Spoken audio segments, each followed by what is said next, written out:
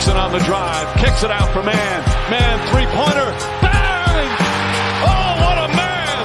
Magic down the middle, just what I thought. A hook shot at 12, good! Here's Michael at the foul line, a shot on Elo, good! The Bulls win! They win it! Now there's a steal by Bird.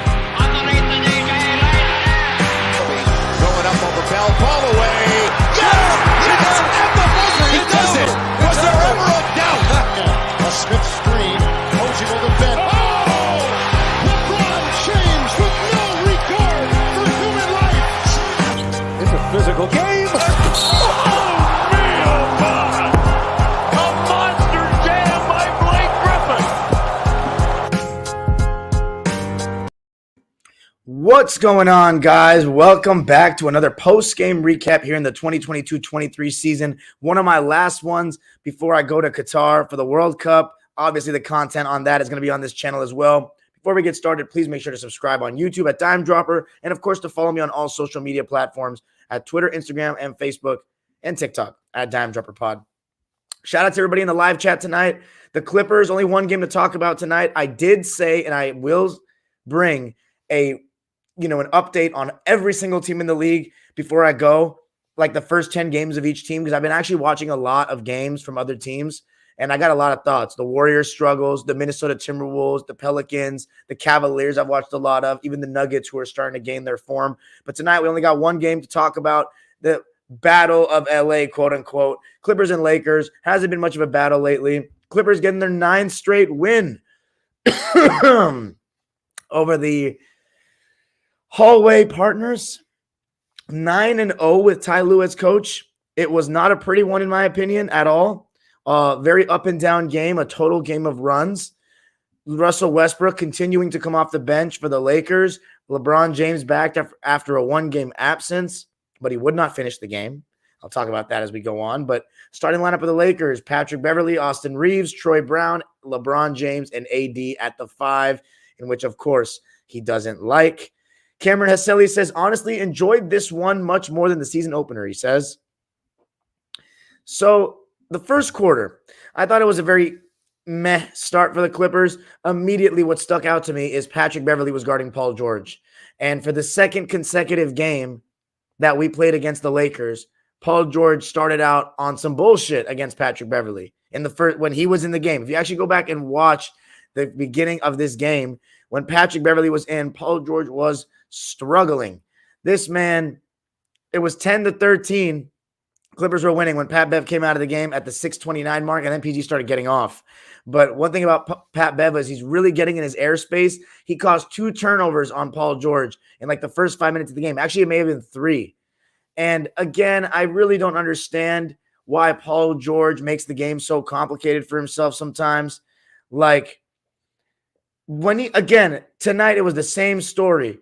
When he caught the ball at the elbow or the mid-post, he scored basically every time. In fact, tonight was the first night where he caught the ball in that area and actually didn't score in the third quarter on 2 straight possessions. One of them, there was a double team where I don't think Paul went fast enough. He took too long to make his move when the whole baseline side was wide open. And then right after that, he shot a tough turnaround over his left shoulder and missed. But overall, when he got into that mid-post area, he was dominant. He just shoots right over the top of him. It's so much easier. And not even just him, anybody. Just the constant need to have to dribble at the top. And, your defense might be, well, you need someone to play make at the top and run those pick and rolls. A lot of times he's not even doing pick and rolls. He's literally just dancing at the top. It's like it's so unnecessary. You're making the game so hard on yourself, and you're wasting a lot of energy that way. And plus, teams are eventually going to have to double Paul George in that mid-post area or that elbow area. He's going to be able to create for others. It's not just going to be like he's just getting shots with nobody moving the ball. And by the way, I'm going to talk about it in the second when I talk about the second quarter, but there were stretches in this game where the Clippers are just not moving the ball at all, just isolating and just dribbling constantly. It was just nonsense. But I want to go to a comment right now. Alex Delata says, great game by our Clips. Norm came out the shell the last 2 games, and John Wall showed a lot of promise with that playmaking, putting pressure on them, driving quickly. All right, let's talk about how the Clippers built the lead. When Pat Bev came out of the game, and I don't want to give Patrick Beverley too much credit, Paul George started cooking. I mean, he started getting over screens in mid-ranges. He hit a couple of threes. He hit some tough shots, got into the mid-post area a little bit. and was just getting off. Had 15 points, I believe, in the first quarter by the end of it, and the Clippers went up 38-21 to end the quarter. It was a really great ending to the quarter, and one thing that kind of stuck out early as well is that they weren't really putting Zubac in the action that much to start the game. It was a lot of stagnant possessions for the Lakers as well, with LeBron shooting a lot of them, and he was making tonight. He actually had a very efficient shooting night, started out really well, made his first 6 shots. But when LeBron isolates, it's very stagnant. He takes a long time to do it, and it kind of hinders ball movement a lot. And I also think that the Lakers, they just made a lot of stupid plays in the beginning of the game. Like in the first quarter, just really careless turnovers. I think LeBron had 2. Westbrook had 2. AD, his jumper is so broke. Like, it's crazy how much more broke it's gotten over the years. Like I saw a stat today that he's shooting 26% for mid-range. That mid-range used to be fairly money in New Orleans and in the first year of the Lakers. I mean, it may not have been great, but 19%. It's like at this point, you just want him to shoot any jumper of any kind. And right now, that's part of the reason to me why he's only averaging 22, 23 points per game. You know, when the second half comes around and AD slows down so much, part of it is because Anthony Davis is getting a little tired. He does not have the same athleticism and durability that he used to have. He gets a little worn down, and when he settles for jumpers and can't hit a shot to save his life from outside the paint, then it's tough. It's really tough for him. And I've noticed that the best way to get AD scoring right now is to get him on the move, whether it be in a pick and roll situation or a screen for him off the ball where he catches the ball on the move or catches the ball already within 10 feet and he can take his defender off the dribble a little bit. He has that nice move where he rips through to his right, goes into the body with his left shoulder and then puts up that little push or jump hook kind of thing, that little baby jump hook. That's a decent move he's got in his arsenal. But again, right now his bag is very limited and he wasn't really scaring anybody. And I also noticed that the Clippers weren't putting him in the action that much in the first half. I mean, putting him in the action in terms of trying to draw him out of the paint. But with Zubac, they weren't putting him in the action because they knew AD would be in drop coverage. This was in the first quarter, by the way. Fourth quarter, things changed. But in the first quarter, I don't remember us going to Zubac much in drop coverage with AD guarding him because I think they were trying to keep AD away from the play. But overall, great first quarter by the Clips. They led at 38-21 after 1. But the second quarter was another example of some second quarter blues. And I think a big reason is because when Paul George comes to the bench, we need to get better shots, you know, and I want to read the lineup that let the Lakers completely back in this game in that second quarter. It started with Ivica Zubac, John Wall, Norman Powell, and I believe Terrence Mann and someone else, and Nico Batum. But John Wall came out actually at the 10:50 mark of the second quarter with the Clippers up 40-26. Reggie Jackson came in for him.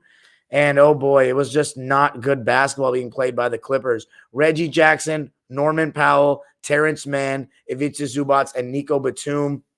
Obviously, in that lineup, it's going to be Norman Powell and Reggie Jackson creating shots. And the Clippers went up by 17, 45-28, and then it all kind of went south. A lot of bad possessions for the Clippers. Tough threes, turnovers. You know, Nico turned the ball over once. Norman Powell turned the ball over in an offensive foul. And it just got stagnant, really stagnant. You know, the Lakers switched a little bit more, and it's just a lot of even when teams switch everything, I think the Clippers need to do a better job of just moving the ball and trying to attack with guys closing out hard. Just a bunch of dribbling, and then pass with no screen. I thought a lot of half-ass screens were being set. It was really, really bad offense. And Anthony Davis started to slowly kind of get things going in terms of rolling to the basket, tipping the ball in. And Russell Westbrook, again, I actually thought he had a really solid game, putting pressure on the Clipper defense, getting to the basket. He only shot 40%, and part of that's because he was 0 for 3 from deep, but he was 50% from 2. 14 points for him, but he did turn the ball over too much. I also thought his defense was pretty good. But in the second quarter, Clippers got outscored 31-16. It was a really bad second quarter. The Lakers even tied the game at 48 with 3:26 to go in the first half. Paul George hit a big jumper, though, right after that from the right wing to kind of restore order. But it wasn't a pretty ending, a pretty second quarter, point blank. I mean, when the Clippers are only scoring 16 points, still a lot of stagnant offense. And as a point guard, I know I don't want to badger him too much because he actually ended the game well. But Reggie Jackson at times, he really hijacks the offense. Like, no pun intended with the jacks, but he hijacks the offense sometimes. Like, he just constantly wants to run pick and roll at him. Like, dude, you have players on this team that are like not much worse than you. But then in the second half, everything changed. And it starts with Ivica Zubac. I thought he totally outplayed AD in the second half. I did think AD had a better second half than some of the second halves he's had this year, which isn't saying much because he's really been quiet in the second half this year. But like, for example, in the third quarter, he was 2 for 5, shot a 3. Again, in same way with Russell Westbrook. Although Russell Westbrook has actually been making his threes lately, but Anthony Davis shooting, I already said mid-ranges, it looks bad, but I would still encourage him to take some. His 3-ball, he just needs to can it all together. I think it's an extremely low percentage. There's no point of him taking it. Defenses aren't going to respect it. And even if he makes one, they're not going to respect it either. He should just not be spotting up there, especially when he's playing the 5. It's just totally not necessary. But he was actually 4 for 7 in the second half. So that's better from AD. But again, he's just not aggressive enough. And a couple of the misses were because Ivica Zubac, just his rim protection got sharper in the second half. I also thought the Lakers were putting him in the action more in the second half. And I think that it's because they wanted to get AD going more. It's like, we want to get our best player going on these rolls. And he had a couple of nice finishes on rolls, especially the LeBron AD pick and roll. I'm surprised they didn't go to that more, but I think a large reason is because they know Ivica Zubac is leading the league in blocks. And they didn't want to go to him too much. They wanted to put the smaller guys in the pick and roll. But in the second half, Zoo not only protected the rim well, he had a nice and one on an up and under, finished around the rim well, totally outplayed AD, was active on the offensive glass, just doing a really good job. And Paul George hit a couple of shots as well. But again, the Clippers had a stretch in the third quarter where it wasn't pretty either. I thought they came out and played well to start the quarter, and that wasn't surprising at all given the way the Lakers have played in third quarters. You know, and I thought the Laker defense tonight, guarding ball screens, especially the small ones. We saw a lot of success for the Clippers the other night when I went to the game against the Cavs with those smalls setting the screen for Paul George. And there were bad moments tonight, but there were also good moments. And Austin Reeves is really struggling to get over the screens. And I think Austin's not having as good of a season as he had last year. I think he's been very passive on offense, second-guessing everything he's doing out there. There was a moment like where guys are running him off the line and he's wide open for a mid-range, but instead he wants to go right into the best shot blocker in basketball right now, is like body with Zoo. And again, that's not even just him. That's the analytics encouraging look. If you're not a guy that shoots mid-ranges a lot, it's either threes or at the rim. It's like preventing him from developing another skill to his game. When teams are running you off the line and the big man's sitting in the restricted area and you got a wide open mid-range and you're Austin Reeves against Zoo, come on, man. You got to have a floater or mid-range to your game there. It's not like you're just this insanely explosive guy, even though Austin Reeves does have bounce. You're some insanely explosive guy that's just going to dunk on Zoo or just easily get a foul. Zoo's done a great job being vertical for not just this season, but quite some time now. And overall, he just changed the game to me in that third quarter. I thought, though, the bad stretch, the Clippers were up by 11 points, 67-56, but a bad stretch was, again, the last 5 minutes of the quarter. Actually, no, I would say between Clippers went up 69-58. I'd say between the 6:44 mark of the third quarter all the way to the 2:17 mark. So those 4 minutes, it was really bad. Again, very stagnant offense. Patrick Beverley doing a good job on Paul George. And that's when Paul started missing, even when he went to the mid-post area. I just think at times he still makes it too hard for himself. I'd rather him catch the ball there. And Reggie Jackson, just way too much dribbling, way too much him trying to run pick and rolls. Dude, you need to understand your role on this team. It's I love you, Reggie. I really love you. And I'm not going to say trade Reggie. I love Reggie. I'm not going to say trade him or anything like that. But he needs to be a little bit less aggressive because Norman Powell, who I was very critical of in the beginning of the season, has been a lot better lately. He had another really good game tonight, being aggressive, getting to the rim, fighting over screens. He even drew a charge on LeBron, and LeBron had a good game tonight. He also made a three. He also got into the mid-range, getting over when he was playing in pick and roll and teams were dropping. He was hitting the mid-range. He hit one going to his left. I thought Norman Powell played really solid tonight, and I think he could have played even better if he got the ball a little bit more. But the way the Clippers restored order going into the fourth, and I ultimately think this was the difference in the game, was the ending to that third quarter, because the Lakers got it within 2, 71-73. But again, he's hit timely shots all year for the Clippers. And who was it that hit the big three? Marcus Morris Sr. Shot making, again, another night of him just hitting contested shots, facing up over guys 18 feet, 15 feet, hit a big three there, hit 2 big threes actually at the end of the third quarter. And the one of them that put the Clippers up 11, 84-73 after Norman Powell hit a 3. Great stuff. And Terrence Mann, I thought, even though he came off the bench tonight, Luke Kennard back in the starting lineup, really solid minutes from Terrence again. Not as good as the Cleveland game, but just his energy. He gets to the basket. And there was a play where he got to the basket off a John Wall pass, and that was from a small pick and roll. So going back to Austin Reeves, he's really struggling to get over screens. It's not just his offensive struggles. He's really struggling to get over screens on certain guards, and the Clippers twice took advantage of wings or guards setting the screens and pick and rolls with John Wall as the ball handler in this run. It was Paul George one time slipping to the basket and Terrence Mann slipping to the basket. And Lakers got to know what they're doing. If they're going to hedge, they got to blitz that hard so the point guard can't make a pass to just one pass away to the roller. Got to take that pass away, make him pass it so you can pass it somewhere else so you can rotate back to your man. Or you got to switch and be fast on those switches. You can't switch and then still let a guy roll past you and, have a free run to the rim. That's just not acceptable. But Clippers ending the quarter very strong and led it 87-75 going into the fourth. And the fourth was just kind of an exchanging baskets kind of deal. The tough part for the Lakers, LeBron James went out of the game with an apparent leg injury. He did not close the game, even though he had a good offensive night. I thought defensively he wasn't that great. There were a couple of times where he was falling asleep, and he didn't actually guard anybody good. That's not really his job, but his job is to be a little sharp on rotations, and I thought he wasn't that sharp on rotations. He had a couple plays where he hustled, like getting back, like went for a chase down block, but not much of an impact from him defensively. I thought Westbrook's defense was pretty good, though. AD, not as involved defensively as usual. I think that was by design for the Clippers. I just think he doesn't look 100% also, but he's still such a positive on the court for the Lakers. I think Zubac is also just a really good player, and he's playing the best ball of his life right now, so it wasn't easy. Let me think who else. I was thinking of someone else for the Lakers. But yeah, fourth quarter was just kind of an exchanging baskets deal, although, I got a little nervous. Reggie Jackson came into the game for John Wall at the 7-minute mark with the Clippers up by 12. And I was a little bit nervous. The Lakers cut it down to 9. But Reggie Jackson kept putting Anthony Davis in the pick and roll with Ivica Zubac. And he was hitting some floaters finally, hitting some mid-ranges.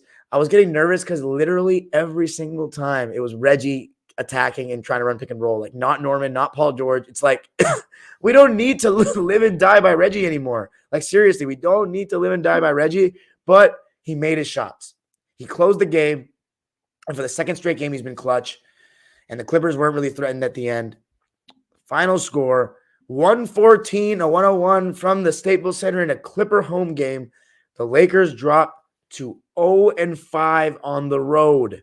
2-9 overall, a nightmare start to the season for the Lakers. Even though I think they've played better basketball than last season, I think LeBron just looks older and not as good, even though he had a decent game tonight. A good game overall. I mean, especially offensively. I still just don't think his defense was that great. Anthony Davis was okay.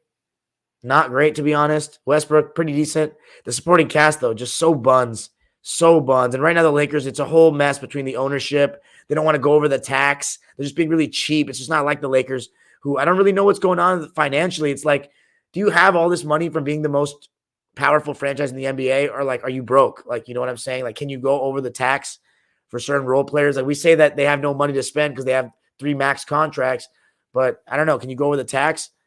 I don't know what to do if you're the Lakers, man. Like, you got to question if AD and LeBron can really do this anymore. Like, you might say that, oh, we got to trade Russ to get some shooters, revamp the supporting cast, but I really don't know if LeBron and AD can lead a team to a chip anymore. You really think they can? They're way off what they were in 2020. And that brings the question, do you trade LeBron or AD? That's not the Laker way. A lot of tough decisions, and I don't know if Jeanie Buss is fit to make those decisions. I think you got to start calling Jeanie into question now. Rob Pelinka still has a job. You know, last season we can put the blame, a lot of it on LeBron and AD for recruiting Russ. It was very clear that they went for him and Pelinka didn't care for him. So that was a mistake on their part. But this season you had a summer to at least try to make this better. You hired a good coach, but I mean, obviously Patrick Beverley has not panned out the way they thought. But I mean, he just has done a terrible job since they won the championship. Terrible job, starting with the way he removed LeBron from the point guard position by getting Dennis Schroeder. I don't know if LeBron wanted another ball handler or not, but it's never been good since then. He has done a poor job. Let's read the stat lines for today's game. 9 straight wins against the Lakers. We will take it, even though it's not really cool to brag about anymore. Ty Lue undefeated against his former team. The Lakers, they played an 8-man rotation tonight, really. Toscano Anderson played 4 minutes, and it was funny because he came in to guard Zubats, and he was playing in drop coverage, and I thought it was just a weird look. They just felt very small, and the Lakers canned it really quick. Actually, you could say they played a 9-man rotation because Wenyen Gabriel played 9 minutes. He shot once, shot 2 free throws, and made all his shots, had 4 points. Max Christie played tonight. He was very quiet. 3 points on 1 3-point shot. That was the only shot he took. Kendrick Nunn played 13 minutes, and my God, man, he's been a disaster. His decision-making, and there was some really, really bad basketball being played tonight by both teams, like just stupid basketball. Like Paul George, for example, not wanting to play out of the mid-post elbow area more. Really ridiculous. Lakers had AD on mismatches so many times. Don't throw him the ball. AD gets the mismatch, backs his guy down, and fades away instead of going towards the basket. Don't understand that. LeBron throwing reckless passes that are, well, that's a thing that he does sometimes. Reggie Jackson just constantly ball pounding. Austin Reeves neglecting mid-ranges for running at the rim at the teeth of the defense.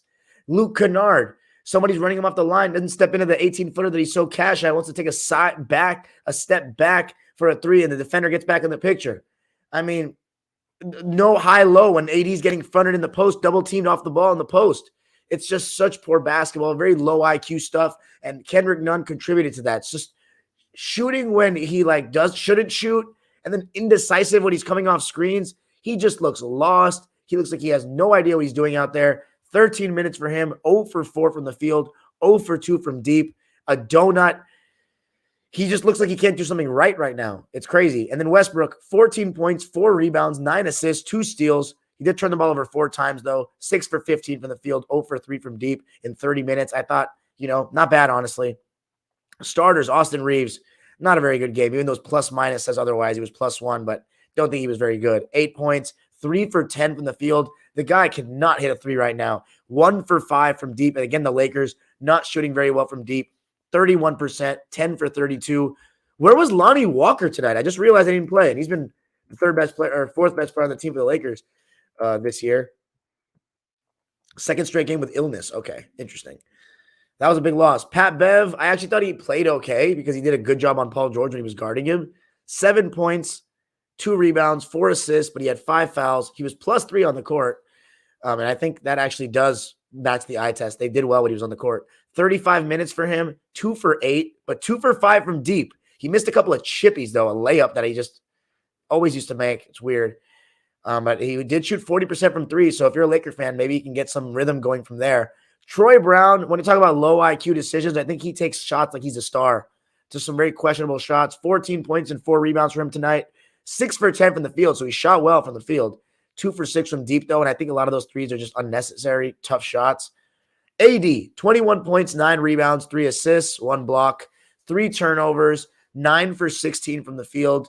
I mean, again, efficient night, but it's like you got to get 20 shot attempts up there, man. LeBron, 30 points, 8 rebounds, 5 assists, 2 steals, 3 turnovers. He didn't end the game. 12 for 22 from the field and 4 for 9 from deep. He had a good shooting night. The Lakers turned the ball over 15 times. See if I can find any other interesting team stats. They only shot 65% from the line, too, 11 for 17. 45.5% from the field, so not terrible there. But, yeah. As for the Clippers, who won the game, they went 9 deep. And a guy that got left out of the rotation tonight, Robert Covington. And a lot of people talking about it. He was a DNP straight up. He hasn't been great lately. I'm not going to lie. He's taken a lot of really questionable shots, contested threes. He doesn't need to take them. He hasn't been that great defensively. He hasn't been a huge difference maker as the small ball five like he was expected to be. Maybe he needs to be surrounded by Kawhi and other big wings at all times. And you know what? It's like, it's not a terrible decision for one game. I'm not going to lie. If it means more Terrence Mann, then I'm okay with it. Tonight, Robert Covington didn't play. But I'm not saying exile him to the bench. I hope he still plays. But 9-man rotation for the Clippers tonight, not even going 10 deep. Nico Batum, 16 minutes, fairly quiet, but I think he had a better game tonight. He's doing little things, playing decent defense, not many defensive miscues, but offensively, you need a little better from him. He needs to start making his shots. He only shot one time tonight. It was a 3, and he missed. 2 points and 6 boards. Terrence Mann, the highest plus-minus of any Clipper, tied with Paul George. 21 minutes played for him, 7 points, 4 rebounds, 2 assists, and a steal. No turnovers. It was plus 16, 3 for 6 from the field, and 1 for 2 from deep. He's really shooting very efficiently this year. People are sleeping on that. No one's talking about it. He's been very good about taking the right shots. John Wall, I thought he was really solid, especially that late third quarter stretch. But he needs to stop shooting threes. Like, he's having a tough time with his jump shot, but I just think he needs to quit it. Like, forget it, man. Not everyone needs to do it, and you have such great rim pressure that you don't need to do that. It's a bailout for the defense. 1 for 5 from deep for him tonight. Just so unnecessary. 3 for 10 from the field. 10 points, 4 rebounds, 6 assists, 2 steals and a block. No turnovers. I thought he was really solid. Plus 9 on the floor. Just can do without the threes. And then Norman Powell, again, a really solid night. Just 7, I think it was 17 against the Cavs, and then 18 again tonight. If he continues to just give us 15 points per game efficiently, that's all we need. That's all we need. 18 points for him tonight, 3 assists, 5 for 10 from the field, 2 for 5 from deep, and 6 for 7 from the line. Also, I do want to give a shout out to John Wall, 3 for 3 from the foul line. He's really struggled from there lately. Really good to see him knock those down. As for the starters, Luke Kennard played the lowest. Actually, no, Reggie played the lowest minutes. Didn't feel like that. John Wall played 23 minutes. Reggie played 24, so I like it better there, but I still want to see John play more minutes. Reggie, 14 points, 4 turnovers, though, 3 assists, 7 for 14 from the field, so 50%. He shot 2 threes and missed them both, but it is good to see him shoot 50%. Luke Kennard played 25 minutes, and I thought he was really solid. 13 points, 3 rebounds, 2 assists, no turnovers, 5 for 9 from the field, and 50% from 3, 3 for 6. And it's funny because even if he was 50%, or even though he was 50%, it feels like he still missed more than he made. I don't know. It's just because we feel like, I think I have the feeling that Luke's going to make every 3 he takes. So it's like a weird feeling. And then the big boys. Marcus Morris Sr. with another really solid game. 11 points, 8 rebounds, 2 steals, 2 blocks, 4 for 9 from the field, and an efficient 3 for 5 from deep. The Clippers as a team shot 12 for 33 from deep, so not great, 36.4%, but better than some games they've shot. And then Zoo, a really good second half, 2 rebounds short of the double-double. He had 10 points, 8 boards, 2 blocks, 4 for 4 from the field, though, didn't miss a shot. 2 for 5 from the line, though, could have made 1 or 2 more there. Then our player of the game, for me, Paul George, still just playing some really great basketball right now. It's just great to see him lead the way. He really feels like our franchise player right now. Sorry. Kawhi Leonard out with his 9th straight game. He's just right now, he's the man. And he was the man last season. He was the man when we needed to get out of the second round. He's probably my favorite player on the team. Him or Luke Kennard. Him or Terrence Mann. Paul George, I'm not going to say he's better than Kawhi, but to me, he's been a better Clipper. He has to me. And just these moments where it's him and no Kawhi so much just brings you closer to him, in terms of as a fan. In terms of like enjoying watching him play, the wins, the losses, the ups and the downs. You got to love the way he's playing. And right now he's playing great defense too. It's not just his offense. He's doing a decent job guarding the ball, but it's off ball where he's been really effective. His rotations have been better, but his active hands, a couple times the Lakers tried the small pick and roll on us very quickly. Clippers read it and just snuffed it out right away. They telegraphed it to Lakers, and Paul got a nice steal on one of them. Just very active hands, and a nice block on Patrick Beverley, which I particularly enjoyed. 29 points, 6 rebounds, 4 assists, 1 steal, 2 blocks, just 4 turnovers. We can do without some of those. 10 for 17 from the field for Paul, so very efficient. 2 for 7 from deep, 7 for 9 from the line in 36 minutes of play. He's just been awesome. And I got one last thing to say. Weak-ass Lakers. Weak-ass Lakers. Get them the fuck out of here. Pat Bev talking all that shit. I told you would come back to bite you, brother. And again, it's all love. But not when it's in between the lines, my friend. And I want you to lose every game that you play for that team because of what you said. It didn't matter if you would have stayed on Minnesota. I still would have hated because you went to call us the weak-ass Clippers. Well, the weak-ass Clippers have just gotten 2 wins on you so far this season, and we're not even 13 games in. And guess what? Those whoopings are coming more. They're coming fast, and they're coming. And they're not just going to come from the Clippers either. Karma's a bitch, my friend, and I got a date with her right now. Have a nice night. Live chat subscribers, I'm coming to you now. Thanks for joining me. Peace out. Probably 1 or 2 episodes left for the podcast in terms of NBA before the World Cup, but the World Cup episodes coming up, the group previews I'm doing are going to be so good. Stay tuned for those. You're going to love them. Great guests coming. All right, let's do this. Kyle's take says Kendrick Nunn is really ass right now, and I can't help but look back when fans last year were saying, wait till Nunn comes back. Yeah. 27 Ephesus says Lakers is greater than Clippers. LeBron is greater than Kawhi. Okay. Chizzy Burger says, you know when John Wall's... No, I don't, sadly. 27 is just spitting nonsense. He's living in the past. You already know says Jalen Green and Duran are better than LaFlop and A. Disney, says you already know. Fox and Monk are better than LaFlop and A. Disney. Kings are better than the Lakers. Right now, the Kings are better than the Lakers. They won tonight. A huge win over the Cavs. What a great win for Sacramento. 127-120 from the Golden One Center. Donovan Mitchell had another big night, man. 38 points, 16 for 28 shooting, and 6 for 14 from deep. Goddamn. Karis LeVert, 21 points, 10 rebounds, 6 assists on 9 for 18 shooting. Wow. Darius Garland was 1 for 9. Yikes. 18 turnovers for Cleveland. 1 for 9. That's tough. Everybody else shot well, though. It's just Darius Garland. Damn. They shot really well. They just couldn't guard, I guess. That's interesting because they have one of the best defenses in the league right now, statistically. Damn, 16 points for Trey Lyles off the bench, and then 14 for Malik Monk. Damn, 7 players in double figures for Sacramento. And De'Aaron Fox didn't even have a crazy night. Wow, very, very balanced effort.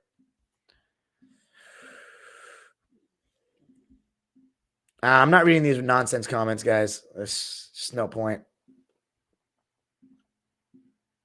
Nathan Cruz says Norm's trying to look like himself again. That's right.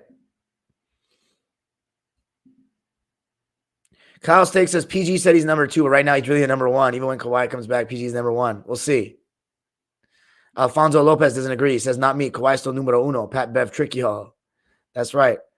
Kyle Steak says another way I feel like PG is number 1 is because if you're a Clipper role player, I think you would be more used to playing with PG as the number 1. That's a good point. That is true. They're more used to playing with Paul George at the helm. Gene Kim says, anyone else notice how dejected AD looked down the wire? Maybe because Zoo was giving him the biz. Yeah, I just think he's dejected, period, right now, Gene. Alex Dolata says, can we block the 2 fuckos spewing BS? No need. Kyle Steak says, Donovan on a new team apparently still loves blowing leads with the Clippers. That's right. Did I see SGA's game today? No, I didn't. Did he get off? You can check the box score right now. Let's check it out. By the way, Orlando beating Dallas and JaVale McGee's off to a bad start. Man, I'm going to get into that more when I do the rundown. But Minnesota losing to Phoenix, that's not surprising. Where's OKC? By the way, Utah, my God, bro, they don't lose. They beat Atlanta, and Atlanta is crazy. I don't see OKC anywhere, guys. What are you talking about? Who'd they play? Oh, Milwaukee. Damn, they almost beat them. Holy shit. Javon Carter at 36 and 12? What the fuck? Damn, Giannis didn't even play? Jesus. What happened? Load management? Double overtime. Damn, SGA at 39? That's not surprising. He's been so good this season. 21 for Trey Mann, though. Interesting. All right, guys. Got anything else? I should end it around now. 34, 35 minutes is pretty good. Super chats are turned on if you want to drop $1 a dime for your boy. My computer's going to die, though, in a second. I still got to do Locked On for tomorrow morning for those guys. So, everybody, peace out. Have a great night. Thanks for joining me. Go Clippers. 5 out of the last 6. We'll take it. 7-5. I don't know if this will be my last live on Dime Jumper before the World Cup. It could be. I'll let y'all know, though. You're still going to see my face, though. Don't worry. Peace out, guys. Enjoy. Maybe make sure to comment on this video right now when it ends. Comment, please. Weak-ass Lakers.